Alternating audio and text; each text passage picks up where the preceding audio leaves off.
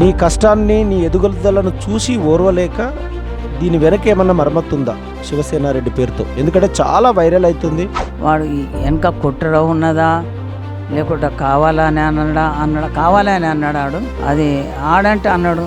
ఆయన అయ్యకేం పుట్టింది అంటే వెనకట ఈశ్వరమ్మ అంటే మీరు పెద్ద ఫైటర్ అమ్మ. అప్పుడు మరి రకరకాల మనుషులు నన్ను సతాంచినప్పుడు మరి నేను సత్యతాందుకే తయారున్నప్పుడు కొట్టేతాందుకు నాకు భయం ఏంది బిడ్డ?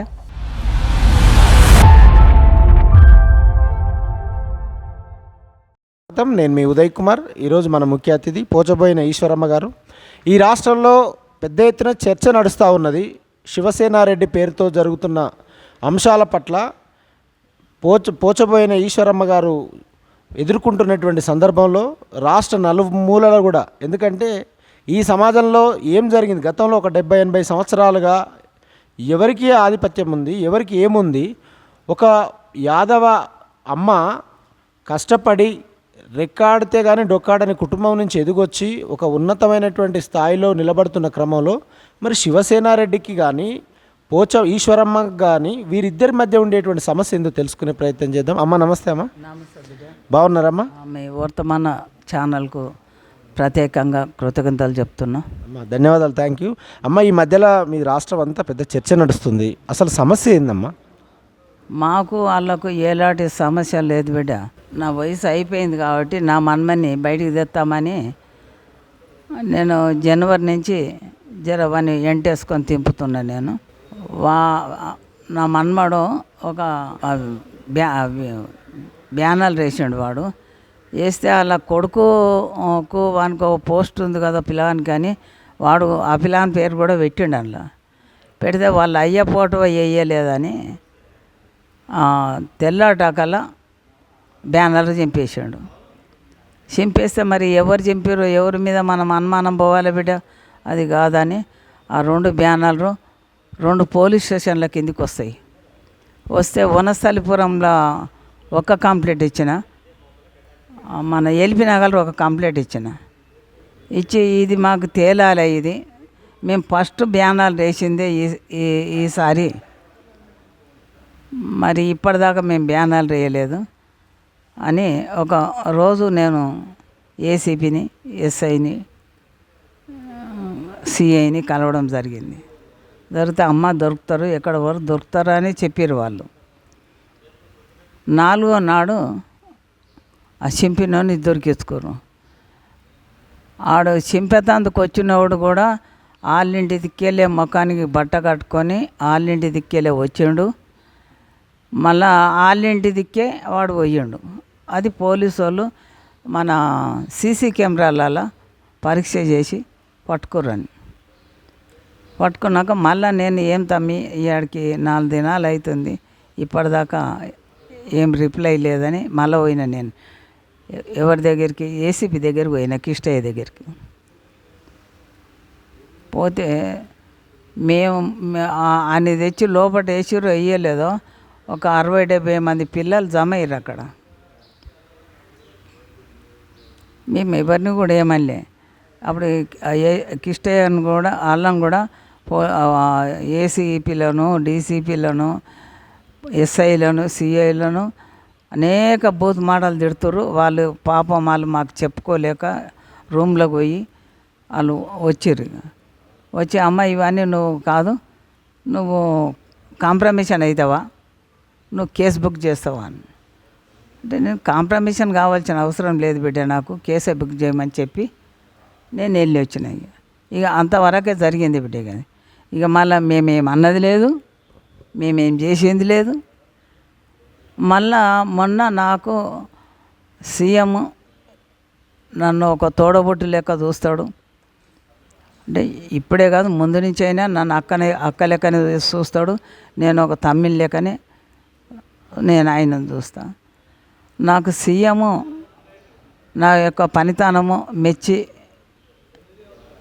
మనసులో పెట్టుకొని నాకు అది యాదగిరిగుట్ట బోర్డు నంబర్గా నాకు ఇవ్వడం జరిగింది.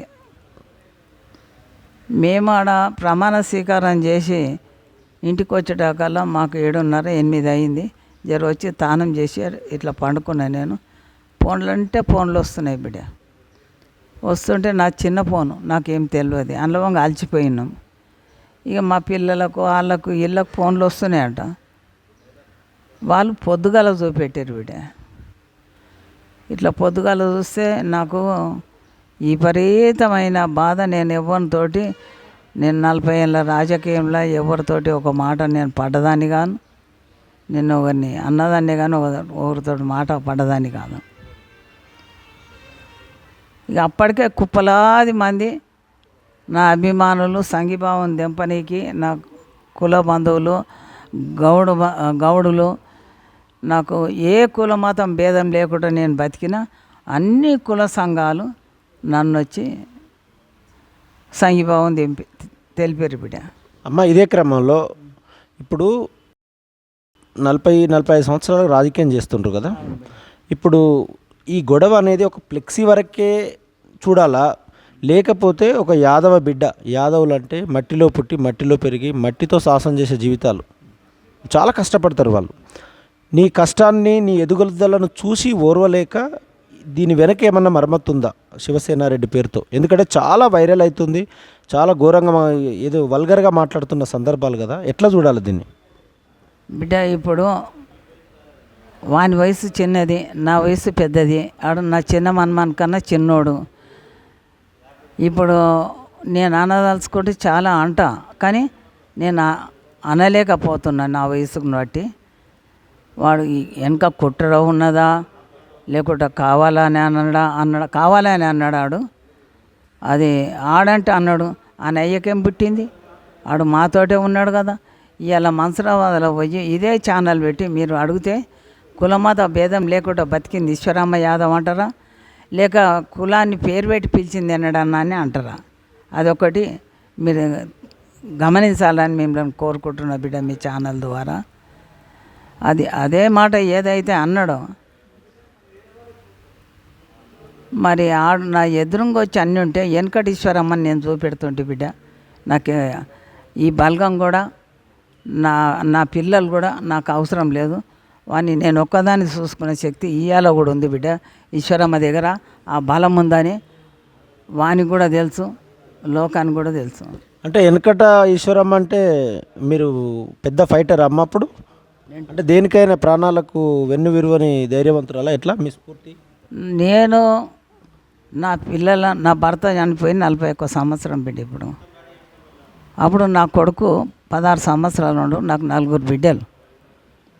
మరి రకరకాల మనుషులు నన్ను సతాంచినప్పుడు, మరి నేను సత్యతాంతికే తయారున్నప్పుడు కొట్టేతాందుకు నాకు భయం ఏంది బిడ్డ?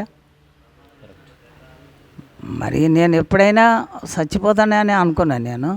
మరి వాళ్ళు ఎదురుగా వస్తే నేను మాట పడతా అనుకున్నాను నా బిడ్డ కొట్టకుంటే. అట్లా నేను ఎంతో మందిని తోటి త్యాగం చేసిన. నేను నన్ను ఈ రాజకీయంలోకి తీసుకుపోయింది కూడా వెళ్ళిపోయిన గుంటి జంగయ్య నా పరిస్థితిని బట్టి కొన్ని తారుమారాలు చూసి తీసుకుపోయాడు. నేను రాజకీయంగా నేనేం సంపాదించలేదు.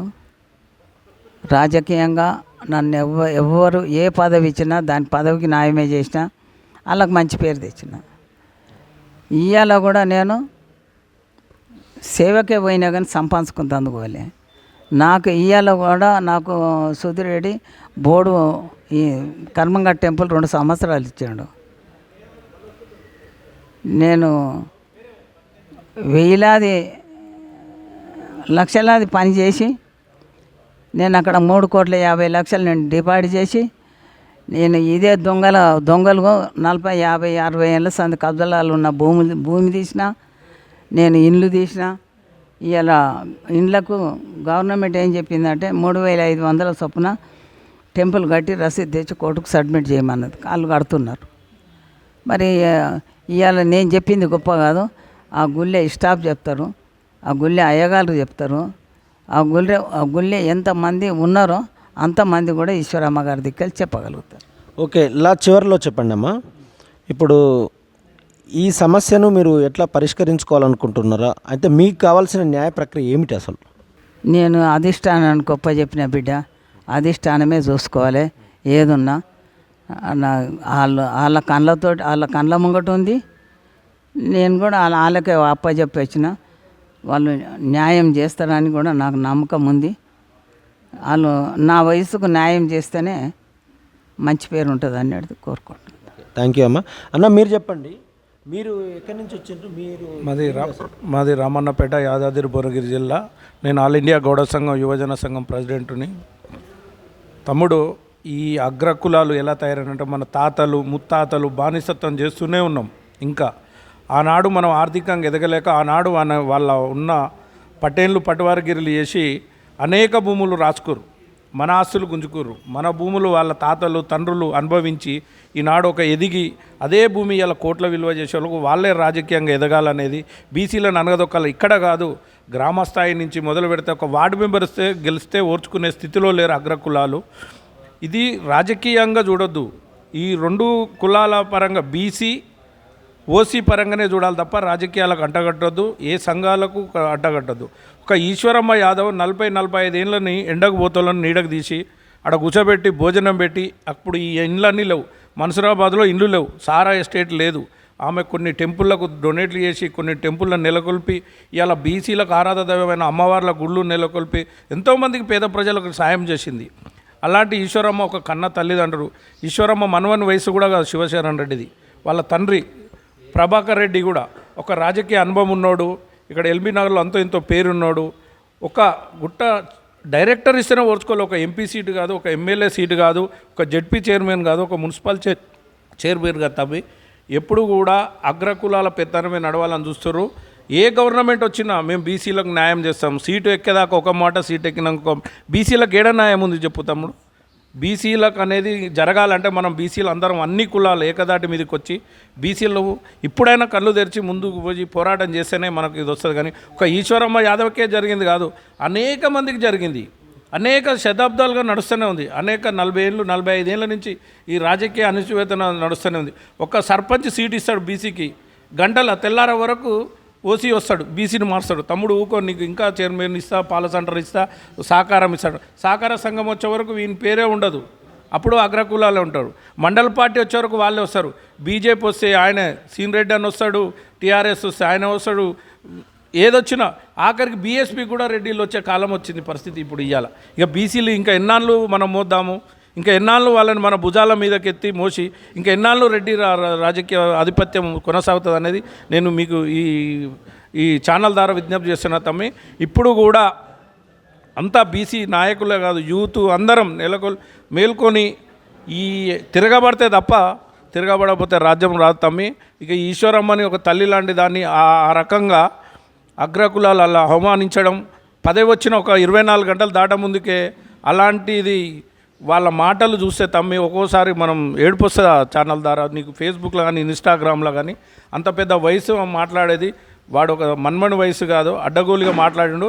దానికి ఏం చేయాలంటే ఈశ్వరమ్మ కాడికి స్వయంగా వచ్చి ఆమె చేతులు పట్టుకొని, శివశరణ్ రెడ్డి నాది తప్పు జరిగిందమ్మా, నువ్వు నా తల్లిదండ్రి దాంటివి, నీకు బేషరతగా క్షమాపణ చెప్పిన రోజు ఈ బీసీలంతా శాంతింపబడతారు. అప్పటిదాకా ఇలాంటి ఉద్యమం జరుగుతూనే ఉంటుంది. ఉదయ్ థ్యాంక్ యూ అన్న. అదే క్రమంలో ఈశ్వరమ్మ గారు 40-45 సంవత్సరాల నుంచి తన రాజకీయ జీవితాన్ని మొదలుపెట్టి ఒక యాదవ బిడ్డగా ఎదిగొచ్చి ఎంతోమంది బడుగు బలైన వర్గాలకు, పేద వర్గాలకు ఎక్కడ అన్యాయం జరిగినా నిలబడ్డ చరిత్రని సందర్భం సమాజం మాట్లాడుతున్నది, అమ్మ కూడా చెప్తున్నటువంటి సందర్భం. కాబట్టి ఈ సందర్భ నేపథ్యంలో రాష్ట్ర ప్రభుత్వము ఏదైతే అభిమానంతో తన కష్టానికి ప్రతిఫలంగా ఏదైతే పోస్ట్ ఇచ్చిందో ఆ పోస్టు ఇచ్చిన 1-2 రోజులకే అటువంటి అంశం జరగడం అనేది బాధాకరమైనటువంటి అంశం. కాబట్టి రాష్ట్ర ప్రభుత్వం, ఎందుకంటే అమ్మకు చాలా పెద్ద వయసు, వాళ్ళది చాలా చిన్న వయసు అని సమాజం మాట్లాడుతూ ఉన్నది. కాబట్టి సమాజంలో శాంతి భద్రతలు కాపాడే క్రమంలో ఈశ్వరమ్మ లాంటి వాళ్ళ త్యాగము ఈ సమాజానికి ఒక స్ఫూర్తి అయ్యే విధంగా కొంత ఎటువంటి గొడవలు కొట్లాట లేకుండా చర్చల ద్వారా కావచ్చు, లేకపోతే ఎవరైతే అంత వల్గరగా మాట్లాడినటువంటి వ్యక్తులు ఉన్నారో వాళ్ళ ద్వారా క్షమాపణ పేరుతో అమ్మ యొక్క గౌరవాన్ని ఉంచి ఈ రాష్ట్రంలో ఈ యాదవులకు, ఎందుకంటే రాష్ట్రంలో లక్షలాది మంది యాదవ బిడ్డలు చాలా కష్టపడేటువంటి స్వభావం కలిగినటువంటి వాళ్ళు. కాబట్టి వాళ్ళ మీద దాడి అయిందంటే ఇది ఆత్మగౌరవ సమస్యలాగా ఉంటుంది. కాబట్టి ఏదేమైనా కూడా సమస్యను పరిష్కరించే వైపుగా రాష్ట్ర ప్రభుత్వం చూసి ఎవరైతే అట్లా చేసిరో చట్టప్రకారం శిక్షిస్తారనే అంశంతో ఇక్కడ మేము పిలవగానే మాకు వర్తమాన ఛానల్కి ఇంటర్వ్యూ ఇచ్చినందుకు ఈశ్వరమ్మ గారికి ప్రత్యేకమైనటువంటి ధన్యవాదాలు. Thank you.